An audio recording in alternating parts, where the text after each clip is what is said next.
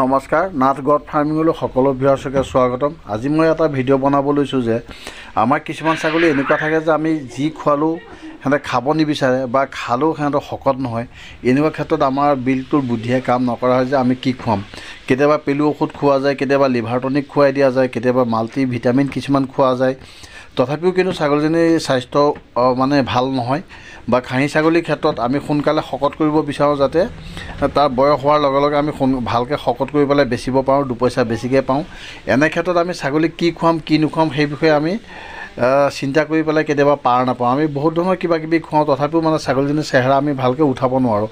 তেনে ক্ষেত্ৰত আমি কি কৰিলে ভাল হ'ব, কেনেকৈ আমি ছাগলীৰ চেহেৰা উঠাব পাৰিম সেই বিষয়ে মই ভিডিঅ'টো বনাব লৈছোঁ। ভিডিঅ'টো সম্পূৰ্ণকৈ চাব, তেতিয়া নিশ্চয়কৈ বহুত কিছুমান কথা বুজিবলৈ পাব।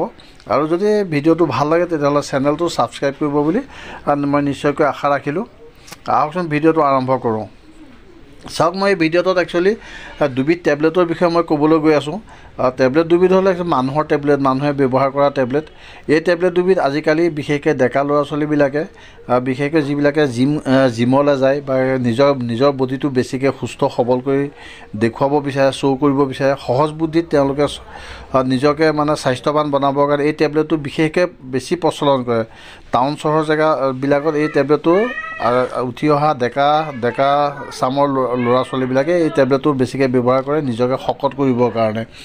কিন্তু মানুহে খালে এইটো কিমান ভাল কিমান বেয়া সেই বিষয়ে মই নাজানো, আৰু সেই বিষয়ে মই ভিডিঅ'টো বনাবও বিচৰা নাই।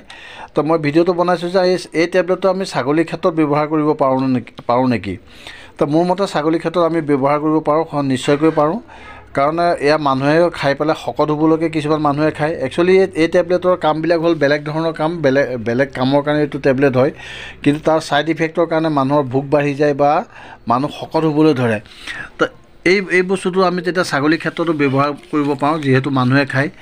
গতিকতে ইয়াৰ খোৱালে ছাগলী কিবা বিশেষ ধৰণৰ কিবা অসুবিধা হ'ব বুলি মই ভবা নাই। ছাগলীক মই নিশ্চয়কৈ খুৱাই পাইছোঁ।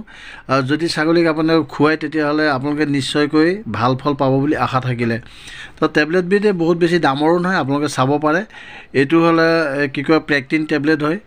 তো পেক্টিন টেবলেটে মানুহে খায়, ধুনীয়াকৈ খায়, কোনো অসুবিধা নাই। ডক্টৰো বা ৰিকমেণ্ড কৰে কিছুমান ক্ষেত্ৰত। আৰু টেবলেটবিধৰ ইমান এনেকুৱা টেবলেট নহয় যে আপুনি ফাৰ্মাচীত গৈ ডক্টৰৰ প্ৰেছক্ৰিপশ্যন নোহোৱাকৈ ফাৰ্মাচীৰ পৰা নাপাব, সেনেকুৱা ধৰণৰ কোনো কথা নাই।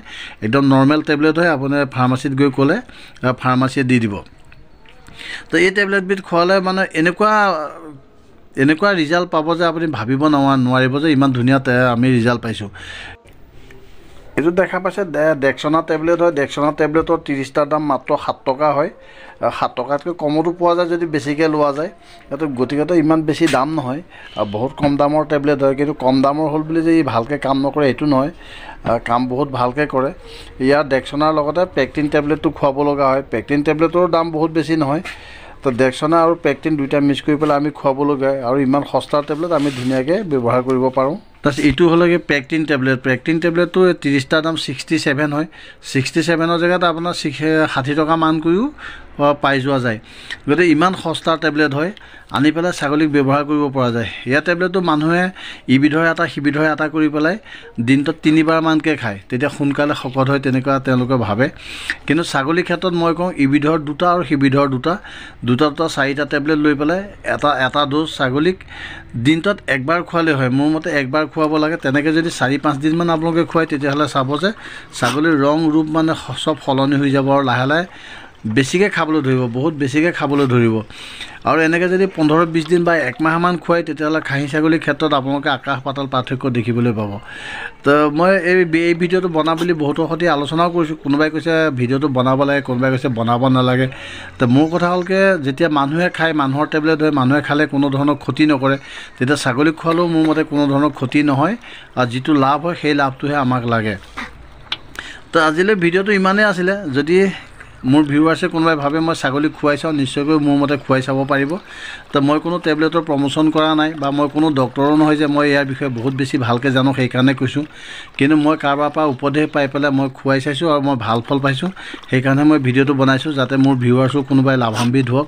যিজনী ছাগলীয়ে বিশেষকৈ খাব নিবিচাৰে, ইটো সিটো শুঙি ফুৰে, খালি নাখায়, তাৰ চেহেৰা কেতিয়াও ভাল নহয়, তেনেকুৱা ছাগলী বিশেষকৈ খুৱাব পাৰে বা খাহী ছাগলীক খুৱাব পাৰে। খাহী ছাগলীবিলাকৰ যেতিয়া বেচিবৰ সময় হ'ব, বেচিবলৈ 1 মাহ 1.5 মাহ আছে, আছে তেনেকুৱা সময়ত খুৱাব পাৰিব কিন্তু টেবলেটটো খোৱালে যে ছাগলী শকত হ'ব এনেকুৱা নহয় এইটো টেবলেট খোৱালে ছাগলী ভোক বাঢ়িব বহুত খাবলৈ বিচাৰিব তেতিয়া খাবলৈ যোগাৰটো দিব লাগিব